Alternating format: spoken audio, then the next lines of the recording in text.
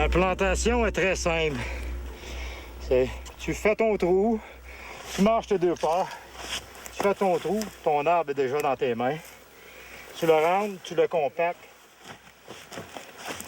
Quand tu as fini ton trou, tu peux regarder aussi que tu vas faire ton prochain trou. C'est pas plus compliqué que ça. Mais ça vient robotique.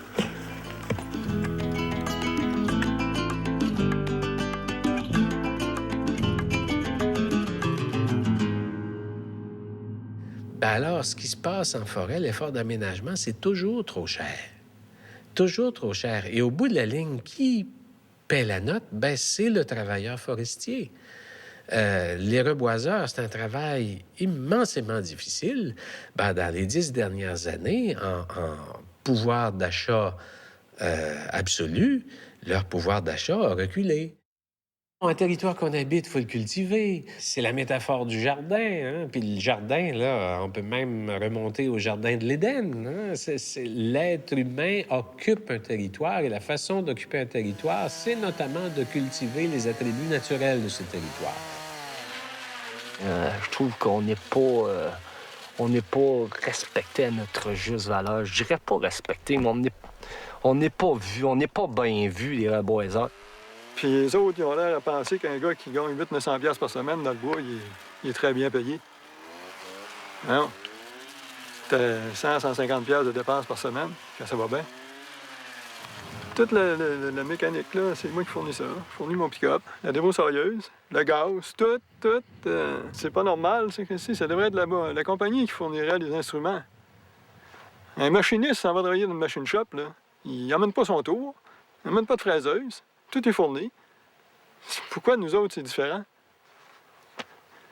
Ben, si tu comptes le gaz de la débrousse ou la scie mécanique, puis avec le gaz de pick-up, là, c'est 300$ par semaine. Ça, ils prennent ça sur ton montant clair. 300 de dépenses, ça, c'est... Tu sais, si t'en fais... Si tu fais, mettons, 1000$ brut par semaine, tu vas chercher 700 clair. C'est reste quand même bien que 400, là. C'est pas la mer à boire, là. Puis on travaille. Ce qu'on fait dans 15-20 semaines, là, excuse, mais il y en a qui font pas ça d'un an. Hein? Le travail physique qu'on fait là. Puis en plus, quand tu te rapportes en chômage, t'es 6-7 semaines avant d'avoir un chèque. Je sais pas si ça serait eux autres qui arriveraient, là, le monde du chômage. Ils niaisent tout le temps. Ils sont d'un temps qui disent. Quand t'appelles, tu leur dis, ça fait 6 semaines. On est d'un temps, monsieur. Ça crame, hein? Ils passeraient-tu 6 semaines sans avoir une maudite scène, eux autres? Puis qu'on parle des débroussailleurs de Saint-Anne-des-Monts à 10 et 25 $, 10 et 15, ça n'a pas de sens avec des conditions en forêt à 10 et 15 $. Un salaire non majoré depuis l'an 2000. Ben là, je dis, là, c'est pire que ça. C'est de l'exploitation pure et... Ça a monté de 35 cents depuis 95, je pense. Là. Ça fait qu'on travaille juste pour nos thèmes d'assurance-emploi. Il y a l'avenue du nouveau régime forestier, puis là, il parle de valoriser les travailleurs sylvicoles, puis je pense que le moyen de valoriser les travailleurs sylvicoles, ben, c'est concrètement, il y a de l'argent à débloquer pour ces travailleurs-là, là, que ce soit au niveau de leurs conditions ou que ce soit au niveau de leur rémunération aussi. Là.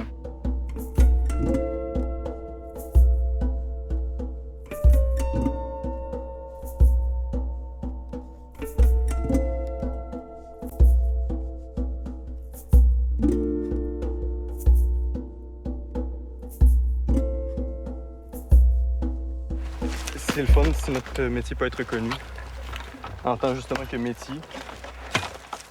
Puis il peut nous arriver n'importe quel bad luck. On peut se faire avoir beaucoup par nos patrons. Là, jusqu'à date, je trouve que c'est un métier puis un lieu, l'ambiance de travail vraiment bonne, mais d'autres qui ont plus d'expérience que moi vont dire le contraire.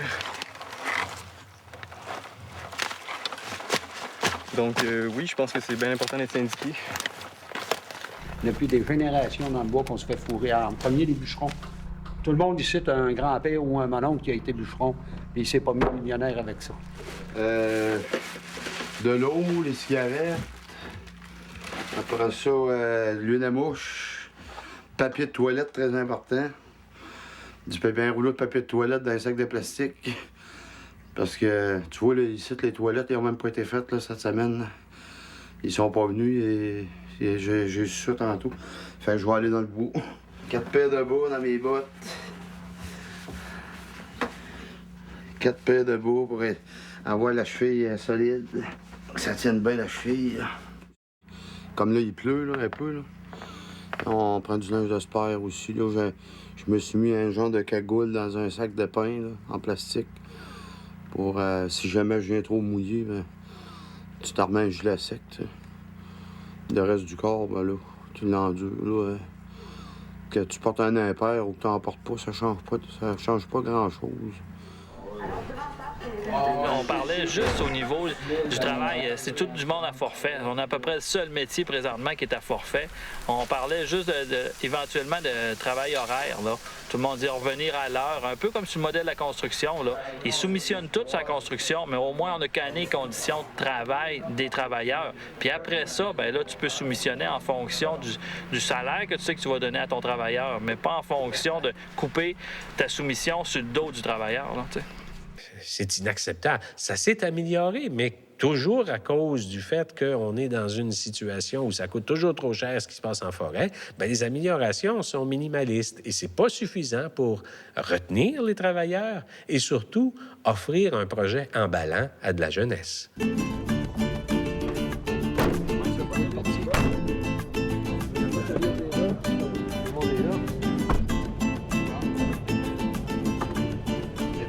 On va chercher de l'eau. Si tu veux faire une vie en forêt, il faut que tu payes un salaire convenable. Il faut que tu puisses, à mon avis, que ça aille de pair avec une vie familiale, que tu puisses travailler dans ton coin de pays. Il y a des forêts partout. C'est pas normal que quelqu'un de la Gaspésie traverse le Québec, va travailler sa Côte-Nord ou va travailler en Abitibi ou au Lac-Saint-Jean pour gagner sa vie, alors qu'il y en a dans son coin. Ces gens-là, ils sont déracinés, leur famille est à l'autre bout du monde. Alors, ça, c'est une chose. Il faut pouvoir stabiliser dans leur coin. Et moi, je pense que ça va passer par l'amélioration des conditions de travail. Ils vont se stabiliser lorsqu'ils n'auront plus le goût de voyager parce qu'ils ont trouvé une bonne job, une job qui leur permet d'avoir une famille, de vivre normalement. Comme si dans l'industrie forestière, il faudrait accepter l'inacceptable. Tu sais, ça a toujours été ça. Le dernier camion va sortir de ce côté-là. Il n'y a pas d'autre là. T'es bien aimable, bonne journée. Bien aussi, bonne journée. La seule solution pour moi vient d'une organisation, et je vais être très syndicaliste sur cette question-là. La seule solution vient de leur organisation eux-mêmes. Parce que les gens ne donnent pas leur argent pour le plaisir. Il faut que les travailleurs sylvicoles, s'ils veulent améliorer leurs conditions, s'ils veulent en sortir, il faut qu'ils s'organisent sur leur propre base. Et c'est à ça que je crois. C'est sûr que ça commence tranquillement. Et j'ai été le premier heureux de voir naître dans ce domaine-là des syndicats de travailleurs sylvicoles et d'en voir se développer. Mais pour que ça change, il va falloir que ça prenne de l'ampleur, cette chose-là. Et peut-être, si on a à frapper du côté du gouvernement, c'est d'améliorer le contexte pour que ces choses-là soient possibles. C'est un travail nouveau le travailleur, plus souvent qu'autrement, a un statut de travailleur autonome où il travaille pour une très petite entreprise qui sous-contracte pour une entreprise qui, elle, est à contrat avec le bénéficiaire de CAF, qui, lui, son intérêt, c'est de cultiver la forêt juste assez pour pouvoir justifier son approvisionnement, sa possibilité de récolte. Ça, c'est un andin, les branches qui ont été tassées chaque côté pour dégager le terrain puis permettre de planter des arbres. Dans le fond, ce qu'on voit, il y a des sillons. La machine est rentrée puis elle a fait des sillons. C'est une machine, il y a comme 2 pelles. Il va tracer, puis il va lever sa pelle ou il va baisser sa pelle pour aller chercher le minéral, le sol minéral. C'est toujours en paire. Puis quand il y a des obstacles, mettons une grosse roche ou des choses, bien là, la machine est obligée de faire le tour. Fait que quand elle redescend, des fois, elle repasse dans ses sillons, ça fait que ça fait du mêlé. Là. Si on se peut de respecter une certaine distance entre les sillons, mettons 6 mètres, c'est-à-dire 6 pieds ou 2 mètres. Mais si c'est pas correct, ça va être plus le planteur qui va payer pour par rapport au non-conforme. Soit que tu vas avoir planté trop serré ou planté à côté d'un naturel ou que le sillon va avoir été justement trop collé. Je te dirais que c'est plus mental un peu. Puis, mais quand, comme je disais tantôt, quand tu as passé à travers ça, tes chums ont des petites niaiseries en ville, ben tu vas en rire. Quand tu as passé à travers certaines épreuves.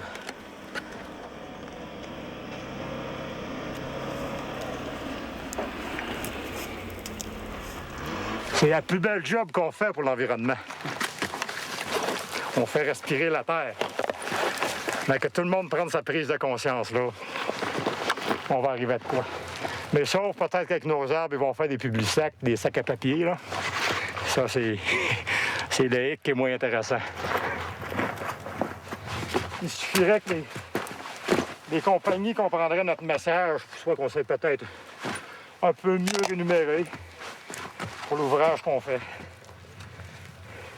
Puis il faut montrer l'exemple aussi. Si tantôt, tout le monde pense à son petit monde, puis pense pas aux autres, ça va être quoi l'avenir de nos enfants ou nos arrière-petits-enfants. C'est bien important de les sensibiliser. Pas faire comme les multinationales qui contrôlent tout. Ils savent qu'eux autres, dans 50-60 ans, ils seront plus là. Il va falloir vraiment que les salaires montent. On va parler de la Suède, on va parler de la Tchécoslovaquie, on va parler de la Finlande. Tous les reboiseurs, les débroussailleurs, les boucheurs sont payés comme des médecins, c'est classé comme des professionnels dans le métier. Tandis qu'au Québec, c'est loin de ça. Même loin, on est très mal vu, la forêt au Québec. Je ne sais pas pourquoi, les reboiseurs, j'en ai aucune idée. Les reboiseurs que je connais, c'est du monde qui sont éduqués. Présentement, le public en général, monsieur, madame, tout le monde, se sentent plus ou moins concernés de la forêt parce que tout ce qu'on entend, c'est que ça va mal, c'est une crise forestière. Sauf qu'il faut prendre notre forêt puis l'aménager pour que ça aille bien dans le futur. Parce que présentement, là, il n'y a personne qui veut s'inscrire dans des cours de foresterie. Tout le monde dit à son gars, rentre pas dans le bois, c'est la pire gaffe que tu peux faire de ta vie, tu sais. Travaille dans d'autres choses, mais rentre plus dans le bois. Ça fait qu'on n'a plus de relève. La job des planteurs, c'est de planter des arbres. C'est simple comme ça. Mais le terrain fait la moitié de la job. Le mental, d'être capable d'être mindé pour faire la job, de se rendre jusqu'au bout, de ne pas se laisser achever par le mauvais temps, par la chaleur, par les bébites, par la compagnie qui te back pas tout le temps non plus, par les payes qui sont coupées à moitié à cause des amendes. C'est un peu pour ça que la CSN se saisit de la question de la charge de travail. C'est sûr que l'avènement de toutes les conventions collectives, ça a grimpé, veut pas, les autres compagnies qui voulaient pas avoir de syndicats, ça fait qu'ils ont à côté les conventions, je pourrais dire, parce qu'avec l'avènement des conventions collectives, les équipements de sécurité étaient payés, même si on est considéré un secteur prioritaire, la forêt. Il n'y a pas un employeur qui payait aucun équipement de sécurité. Même les congés fériés, dépendamment des endroits, il y en a qui étaient payés, mais la plupart n'étaient pas payés. Ça fait que c'est de base. Puis si on voulait faire des plaintes, bien, c'était des plaintes individuelles au niveau des normes. Donc, souvent, l'année d'après, tu n'avais plus de job. Ça fait que tu te retrouvais à pied. Fait qu'il fallait que tu changes de compagnie.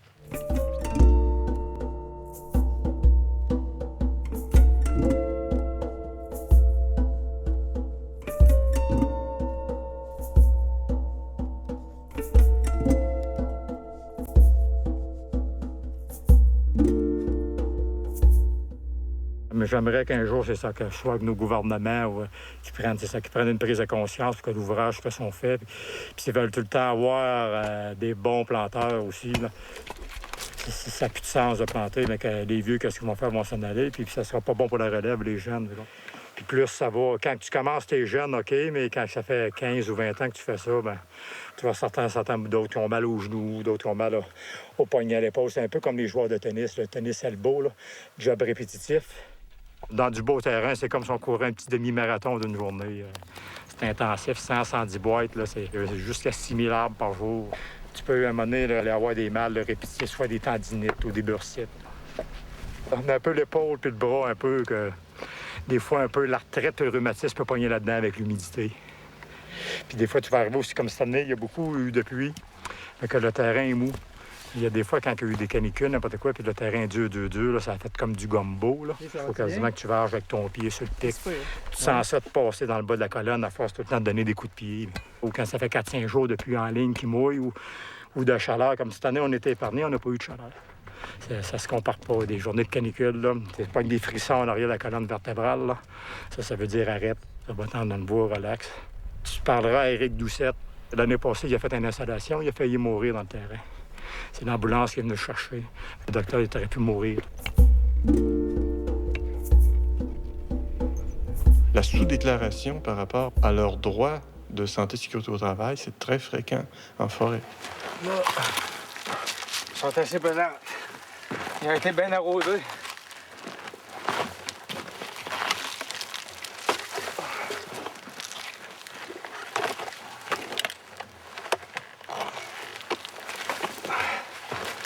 OK, on va faire un voyage pour être clair ou une petite secousse. Des fois, on n'a pas le choix, ben.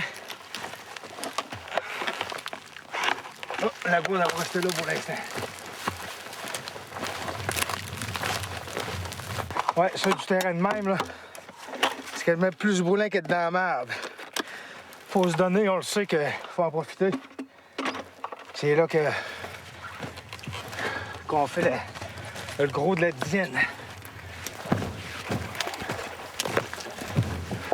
Moi, écoute, j'ai jamais vu ça. Puis des amendes saisies sur le salaire parce que t'as pas les exigences de la qualité, j'ai jamais vu ça. Généralement, c'est sûr que quand les gens ils se font couper un peu sur leur paye, généralement, quand tu retournes la semaine d'après, c'est quand même... c'est sûr que ça peut paraître assez drastique comme méthode, mais c'est relativement efficace là, pour ce qui est de ça. Là. Ailleurs, ce que je vais voir, c'est si t'es pas capable de rendre la qualité, si t'es pas capable de rendre le produit conforme, on va dire dans une usine de fabrication, bien, le patron va t'encadrer, on va te donner une formation, on va te coacher. Puis on va te dire pourquoi, qu'est-ce qui marche pas, puis on va t'aider là-dedans. Ce qui est juste normal. Le but, c'est de planter des arbres puis qu'ils grandissent. Au lieu de ça, ici, on va te taper ses doigts. Au lieu de ça, t'es à forfait. Puis quand ça fait pas la job, bien, on va couper ta paye. Puis on va peut-être pas te l'expliquer, puis on va pas te le justifier non plus. Puis si tu veux aller vérifier, tu prends ton camion, tu fais 2 heures de route, tu trouves la talle où ce que t'étais, puis tu vas regarder. C'est pas tout le temps faisable. Personnellement, c'est la première fois que je vois ça. Puis je pense pas que ça a vraiment de bon sens non plus. Comme je dis, là, des 750$ d'enlever sur ta paye, là, je n'aimerais pas les noms. Là. Moi aussi, je me suis fait enlever. À un moment donné, là, il y a une fierté à sortir de notre métier. Puis quand je vois un jeune étudiant qui se fait enlever 750$, ça paye. Ça attirera pas le travailleur, ça. Il va falloir être capable de montrer au patron que c'est pas n'importe qui peut faire la job. Ça prend des professionnels. Puis des professionnels, ça se trouve pas à n'importe quel prix. Puis pas juste monétaire, mais aussi conditions générales de travail. Là. La rémunération à 100% forfaitaire, c'est pas drôle. Les gens se défoncent. Des personnes de 60 ans là, qui font cette job-là, on n'en voit pas beaucoup. Puis je pense que c'est pas pour rien. C'est parce que c'est beaucoup trop exigeant. Des chaleurs, des moustiques. Puis là, il faut courir pour faire des journées de 150$. À 60 ans, je suis pas certain, moi, qu'un travailleur est capable de faire ça. Ben moi, si ça ne fait rien, je vais autant pas en parler. Non, pas. On se lève à 3h30 pour être sur le lieu du travail à 6h. On commence à 6h, on finit à 4h, puis on arrive chez nous vers 6h. C'est toujours 1h30, 2 heures de voyagage. Toujours à nos frais. Ben, moi, je me lève à 3h30 tous les matins. C'est quand j'étais à Saint-Paulin, c'est 3h30 le matin, puis je rentre chez nous à 6h le soir. Puis là, c'est pas fini, là. Faut que je lime la scie, faut que je nettoie ça, que ce soit prêt pour le lendemain. Si tu comptes ça, ça fait plusieurs heures d'ouvrage. C'est 16 heures d'ouvrage, là. Tu finis quand même à 8h, 8h30 le soir. Hein. Faut se battre pour avoir les fériés payés. Tu sais, il y a beaucoup de choses de base, là. T'as de la mouche, mais c'est toi qui fournis ton anti-moustique. Les équipements de protection individuelle, il a fallu se battre pour avoir ça. Que partout ailleurs, dans tous les autres métiers, c'est admis, syndiqué ou non. Puis ici, c'est dur de faire valoir ces droits-là. Moi, oui, quant à moi, il y a beaucoup de choses inadmissibles. Moi, si j'étais plus jeune, là, c'est définitif que je ferais pas ce travail-là. Au début, le taux des arbres n'augmentait jamais. Puis là, depuis qu'on est syndiqué, ben, on a toute une augmentation à tous les ans. Moi, je trouve ça bon pour ça, là. Au moins, quand on travaille, ben, c'est plus payant sur le coup. Non, c'est bon pour ça, là. Mais avant ça, on était dans les tentes. Puis, Là, c'est obligatoire, les camps. Ceux-là qui sont dans des tentes, ben là, c'est... Faut qu'ils aiment ça. Moi, j'aime mieux avoir un toit sur la tête puis bien dormir la nuit. C'est ça, le taux de récupération, c'est important pareil. Le lendemain, c'est bon d'être en forme. Avoir des bonnes nuits de sommeil. Si nos chambres sont sales puis inconfortables, ben j'étais déjà préparé psychologiquement à vivre ça. C'est ça, moi je suis allé dans l'Ouest. Ça fait un bout de temps que j'avais le goût d'aller là. J'entendais parler de comment ça se passait là-bas. Ce qu'on voit présentement, c'est l'équivalent d'une journée d'ouvrage là, pour à peu près 25 travailleurs. Là. La longueur de mon pic, c'est 1,5. Ce que mon arbre, je vais le mettre ici. En plantant, sans s'en rendre compte, on est trop proche de nos arbres qui sont dans l'autre sillon d'à côté. Là. Fait que là, il faut que tu plantes en étoile. Pour garder, tu sais, essayer de garder ta distance. On n'a plus de marge de manœuvre, puis si on déborde si tant soit peu, bien, on se fait pénaliser. Ce que les gars font pas de correct, ces machines, c'est nous autres qui sommes obligés de réparer.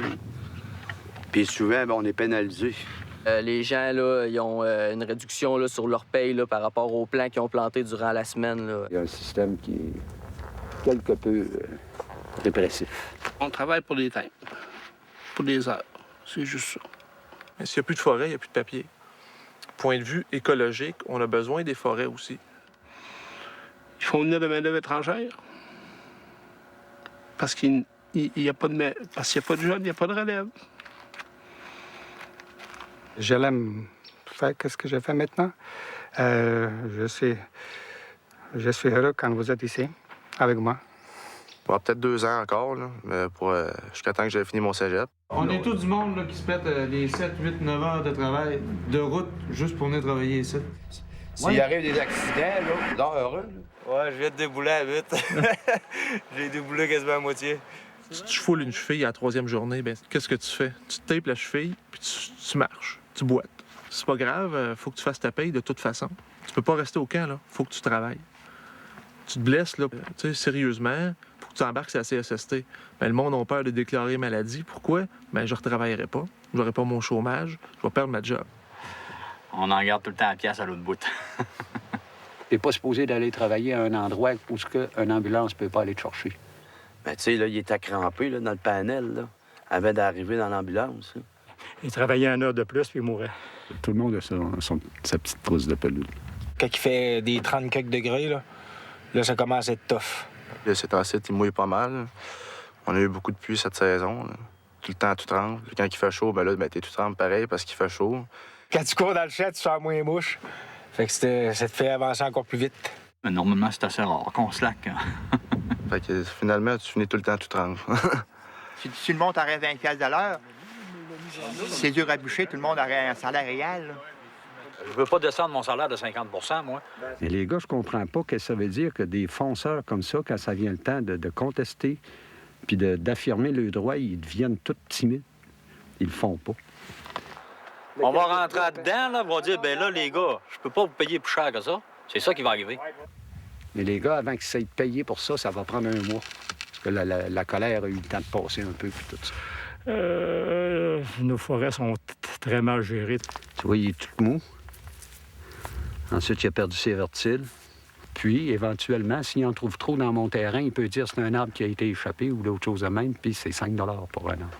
Il y a eu des beaux pins de je sais pas combien d'années qu'on met à terre, puis ils vont le laisser pourrir là. Le rythme auquel on récolte est très exigeant pour la forêt et pour préparer une forêt d'avenir, il faut reboiser.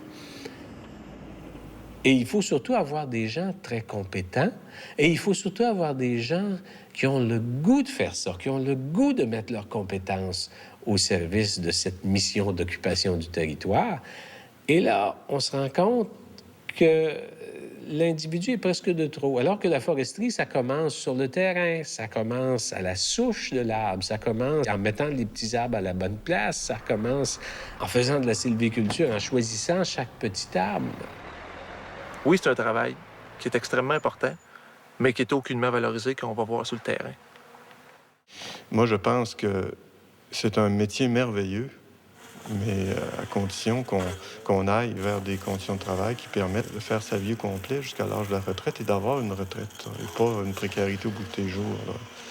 Et ça, je vois pas beaucoup d'autres manières, d'autres façons de le faire qu'en syndicat où ils peuvent revendiquer les meilleures conditions. Pas vrai qu'on va laisser des dizaines de milliers de personnes sur le carreau, pas des personnes aussi vulnérables. De toute façon, l'avenir est un meilleur aménagement de la forêt. Et de ce côté-là, il faut se mettre les yeux devant un trou. Il faut prendre les réalités pour ce qu'elles sont. On ne peut pas demander une professionnalisation et continuellement condamner le monde à vivre dans des conditions qui ressemblent plus à de la pauvreté qu'à du progrès. La clé du succès, c'est la cohésion. La clé du succès, c'est la mobilisation. Ne comptons que sur nos propres moyens de ce côté-là. On peut compter sur notre obstination, notre caractère têtu, notre détermination, puis avec le soutien des travailleurs civicoles, je suis convaincu qu'on va y arriver.